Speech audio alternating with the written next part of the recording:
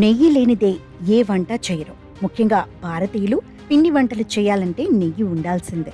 అలాగే ఉదయం లేచిన మొదలు టిఫిన్స్, లంచ్, డిన్నర్ వంటి వాటిల్లో నెయ్యిని వేసుకోకుండా ముద్ద కూడా ముట్టరనడంలో అతిశయోక్తి లేదు.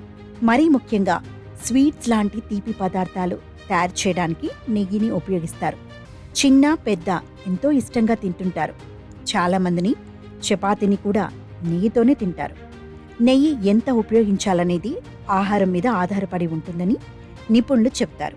ఉదాహరణకు, మీరు మిల్లెట్ బ్రెడ్ తినేటప్పుడు దానిలో కొంచెం ఎక్కువ నెయ్యి లేదా వెన్నని ఉపయోగించుకోవచ్చు.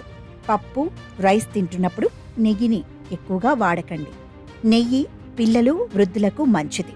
ఉదాహరణకు, పిల్లల ఎత్తు, మానసిక వికాసాన్ని పెంచడంలో నెయ్యి సహాయపడుతుంది.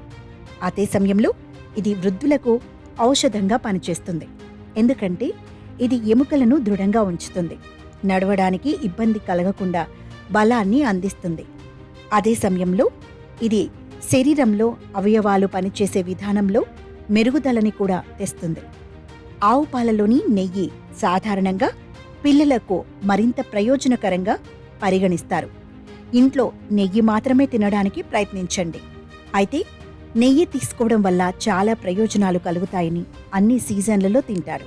కానీ ఈ సమస్యలు ఉన్నవారు నెయ్యి తీసుకోవటం వల్ల ఇబ్బందులు ఎదుర్కోవాల్సి వస్తుందని నిపుణులు హెచ్చరిస్తున్నారు. గుండె, మూత్రపిండాల సమస్యలతో బాధపడేవారు నెయ్యిని ఎక్కువగా తీసుకోవడం వల్ల ప్రమాదం పొంచి ఉంది. కాబట్టి అధికంగా ఉపయోగించకూడదు. అలాగే ఉదర సమస్యలతో ఇబ్బంది పడేవారు దీన్ని తీసుకుంటే హాని కలుగుతుంది. ఇందులో ఉండే ఫ్యాటీ యాసిడ్స్ కారణంగా రక్తపోటు పెరుగుతుంది. అంతేకాకుండా పలు రకాల అనారోగ్య సమస్యలు తలెత్తుతాయి. నెయ్యిని జలుబు, దగ్గు, జ్వరం ఉన్నవారు తీసుకోవడం వల్ల కఫం పెరుగుతుంది. దానివల్ల సమస్య మరింత పెరిగి ఇబ్బంది పడాల్సి వస్తుంది. జీర్ణ సమస్యలు ఉన్నవారు కూడా నెయ్యిని అధికంగా తీసుకోవటం ఆరోగ్యానికి మంచిది కాదు. అలాగే కడుపు సమస్యలతో బాధపడేవారు దీనికి దూరంగా ఉండటం బెటర్. కాబట్టి నెయ్యిని తినాలనుకునేవారు వైద్యులను సంప్రదించి ఎంత మోతాదులో తీసుకుంటే మంచిదో తెలుసుకోవడం ఆరోగ్యానికి మంచిది.